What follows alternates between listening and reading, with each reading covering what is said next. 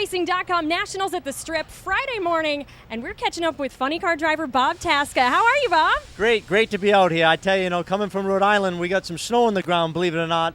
91 degrees out here. This is just awesome to be in Las Vegas. Does it feel like you're melting? That's a big change. It's a big change. This weekend, one of the things as drivers and teams, we look at the weather forecast because that really affects how the cars run.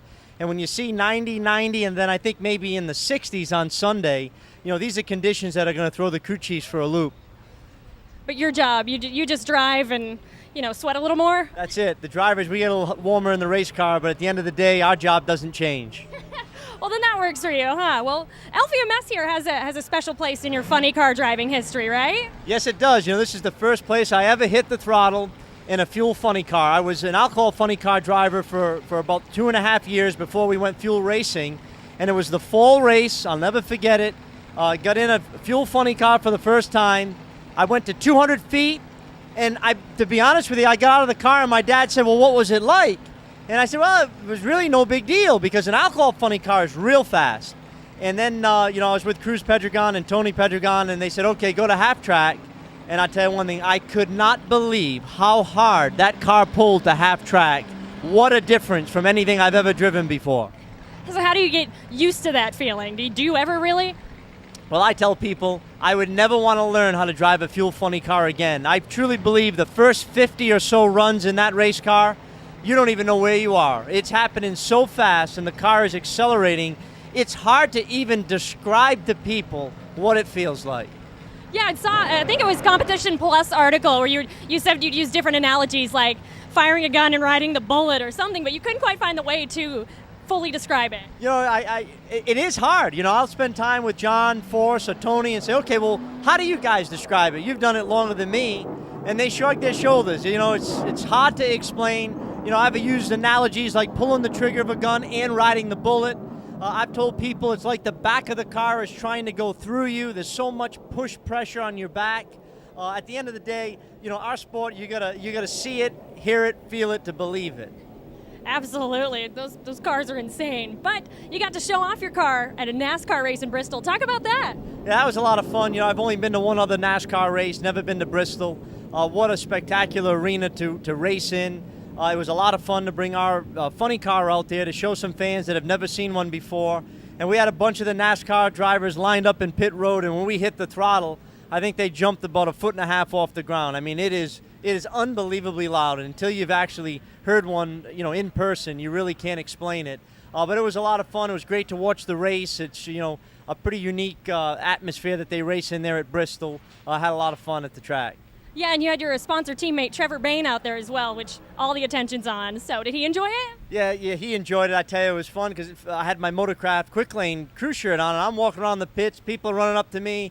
Hey, Trevor, great job in Daytona. And I was receiving all of his accolades as I meandered through the pits. But Trevor's a great kid, great driver. We're real proud to have him on the Motorcraft Quick Lane team. Absolutely. What a cool person to share that with. And you'd said something on your Twitter about maybe trying to get NASCAR to agree to let you do a burnout next time. Yeah, I'd love to do a burnout on pit road. I think Mike Neff did one back at Las Motor Speedway. I don't know if Bristol is the place to do it. Maybe Lowe's would be a better place, but there's nothing like seeing one of these things do a burnout. Do you think they'll let you? I don't know. Probably not. But hey, I'll do it if they let me. Maybe if you just do one and then leave, that you might get away with it. So third race into this season. I know Pomona and Gainesville may not have been exactly the way you wanted, but how does that change your strategy coming here into Vegas? Well, it's early in the season. A lot of racing left. Historically, we've had a car that has run with the best of them in the heat. Our cooler conditions setup we're working on. We've made great progress. Made some of the fastest speed runs in Gainesville of my career. So the race car's really coming around. Obviously, we go to the races to win, and whenever you don't win, it's not the outcome that you want. So we're here in Las Vegas. I've done well here over the past couple of years. So haven't won it yet, but it's on our to-do list, and hopefully we can put ourselves in a position to win this weekend. And I think you have a little bit more motivation because you said you wanted to dedicate a win to one of your good friends. Yeah, no question. Mark Kelly, he's going to be the commander of Space Shuttle Endeavour coming up here, the last shuttle mission. He and I became friendly with the Houston races. Spent some time with him this summer up in Newport, Rhode Island, with him and his two daughters. And he invited me to the shuttle launch. So, then obviously we saw the tragedy unfold in Arizona, and his wife, Representative Giffords. And, I said to Mark on the phone a few weeks back, I said, Mark, if I get a trophy at one of these races, I'm going to dedicate it to you and your family for all that you've been through, and bring it to Cape Canaveral to the shuttle launch. So I got 2 races left to do it. We got Vegas here and Charlotte. Hopefully one of these 2 we can get a win. But I am really looking forward to being with Mark and his family at that shuttle launch.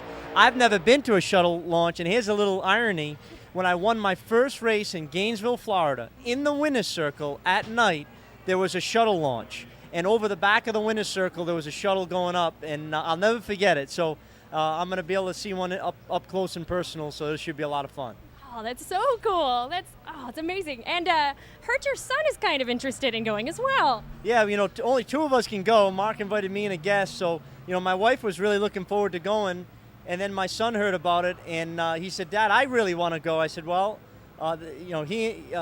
his mom and I said to him, well, if you can go online and research all about the mission and report back to us, he's 8 years old, on what the mission's about, who's part of the mission, we'll think about it. And I tell you, he went up to his room. He spent a couple hours online. It's amazing what these kids can do now with Google and everything, and came back with a full 8.5 by 11 filled out about the mission. So he's going to come with me right after the race. He'll be with me in Charlotte, and then we get on a plane Tuesday morning and go to Cape Canaveral. So it should be fun. And he had to work for it too, which I think is pretty cool. He had to work for it. He did a good job too. Yeah, to do a full report. Nice. And rumor is he's also dipping his toes in racing as well. Yeah, I'm not really encouraging it that much, and I know his mom's not that excited, but he really wants to try it, wants to get into junior dragster. It's a great class that NHRA has, so we're going to, Roy Hill, who's a dear friend of ours, actually taught me how to drag race. My first time down a drag strip with a real fast car was with Roy. So he's got some junior dragsters in his program. We got one lettered up, Motorcraft in Quick Lane. We got him a fire suit. So we'll start him off in the parking lot, towing him around with a golf cart, getting him used to the car. And then maybe this summer we'll get him down a racetrack somewhere around the circuit. You could be the next Team Force. You know this, right? Oh, man, I don't know. We'll see. He's got the girls over there. I got boys. 4 boys on my end. He's got 4 girls. So maybe. You never know. That's an even better rivalry. It's like West Side Story stuff. Yeah, no, that'd be fun. His daughters against my sons. This would be an excellent showdown. His daughters are a lot older than my sons, so they'll have a few years apart anyways. Oh, just for a while, just till your boys catch up. Not a big deal. Well, Bob, thank you so much for taking time out this morning, and of course, best of luck. I hope you get to take the Wally in space. Well, hey, listen, we're going to do our best. It's great to be here. Thanks for having us. Absolutely. Thank you.